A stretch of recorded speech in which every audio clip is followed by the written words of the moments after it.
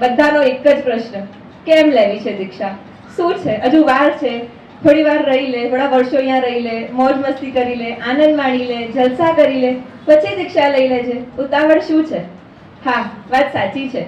ઉંમર મારી ખૂબ નાની છે અને દુનિયા પણ આ બધા કરતા ઓછી જ હોય છે અને કદાચ બુદ્ધિ પણ ઓછી હશે.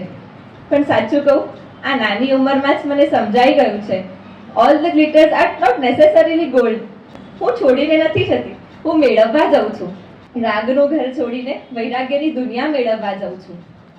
ડેફિનેટલી હશે તમારા સંસારમાં ફન, ફેમ એન્ડ હેપીનેસ, બધું જ, નો ડાઉટ. પણ એ બધું જ ટેમ્પરરી છે, કશું જ પરમનન્ટ નથી. આજે જે ફન, ફેમ એન્ડ હેપીનેસ છે એ કદાચ કાલે બધું ગાયબ થઈ જશે અને પછી સંસાર એવું સ્વરૂપ લેશે કે સુવો તો સમાધિ ને ઉઠો તો ઉપાધિ. એટલે મારે દીક્ષા લેવી છે પરમનન્ટ હેપીનેસ માટે, ટેમ્પરરી માટે નહીં. મેન્ટલ પીસ માટે, એક સસ્ટેનેબલ લાઈફ માટે. જે ગોલ પાછળ તમે ભાગો છો એ કદાચ પૂરો થઈ જશે તો તમને એક દિવસ માટે સેટિસ્ફેક્શન લાગશે, પણ નેક્સ્ટ ડે બીજી ઈચ્છા, થર્ડ ડે ત્રીજી ઈચ્છા. એમ ઈચ્છાઓનો, ડિમાન્ડ્સનો કોઈ અંત જ નથી.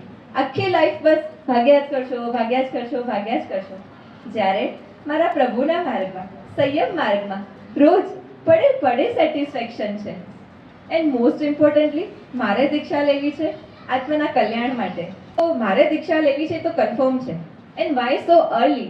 It is not early because you all know dealing is dangerous. આગ અત્યારે લાગી હોય તો પાણી કાલે ન જ નખાય ને. અને પરમાત્મા કહે છે કે અવશ્ય કરવા જેવા કાર્યોમાં વિલંબ થાય જ નહીં. માટે દીક્ષા લેવાનું કન્ફર્મ છે.